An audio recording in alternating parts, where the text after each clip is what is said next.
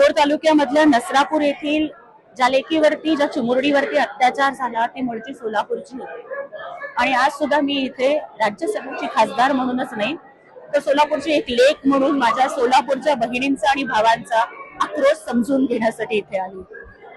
एक आई म्हणून काहीच पिळवटते, हृदय तुटते, पण मला वाटतं की ती चिमुरडी ही केवळ सोलापूरची मुलगी, महाराष्ट्राची मुलगी नाहीये, तर ती माझी पण मुलगी आहे। त्यामुळे मी एवढंच सांगू इच्छिते की आम्ही इथे मागणी करतो, एक राज्यसभेचे खासदार म्हणून मी संसदेत सुद्धा मागणी करेन आणि माझ्या पूर्ण ताकदपणाला लावून मी जोपर्यंत त्या नराधमाला फासावरती लटकवलं जात नाही तोपर्यंत मी शांत बसणार नाही। कारण त्या लेकीच्या किंकाळ्या माझ्या सुद्धा कानात अजून सुद्धा घुमतायत आणि तिचा आक्रोश माझ्या काळजाला चिरतोय। आणि जो नराधम स्वतःच्या घरातल्या मुलीला सोडत नाही, ह्याच्या आधी दोन मुलींच्या वरती अत्याचार करतो, तो जामिनावर बाहेर येतो, म्हणून जर असे प्रकार घडत असतील तर महिला अत्याचार प्रकरण आणि त्यातही विशेष करून पॉस्को मधील कुठल्याही गुन्हेगाराला जामीन मिळता कामा नये आणि त्याला पॅरोलवर सोडता कामा नये, ही माझी मागणी आहे।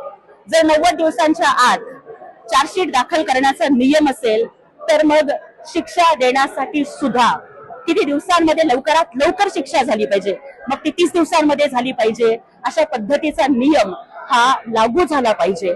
आणि त्यासोबतच पॉस्कोसाठीची जी विशेष न्यायालय आहेत ती अजून सुद्धा मला वाटतं की फक्त एक 68 न्यायालय सुरू झालेली आहेत, ती पॉस्कोसाठी मंजूर असलेली सगळी न्यायालय सुरू व्हावीत। त्याचबरोबर जे फास्ट ट्रॅक कोर्ट आहेत त्या कोर्टमध्ये इतरही अनेक प्रकरणं चालतात आणि त्यामुळे महिला अत्याचार किंवा पॉस्को प्रकरणातल्या केसेसना विलंब होतो। तर आम्ही केंद्र शासनाला, राज्य शासनाला मी अशी मागणी करेन की आपण केवळ महिला अत्याचार आणि पॉस्कोसाठीचे स्पेशल फास्ट ट्रॅक कोर्ट्स असावेत की जिथे फक्त याच केसेस चालाव्यात, जेणेकरून इतर कुठल्याही केसेसमुळे न्यायदानाला विलंब होणार नाही।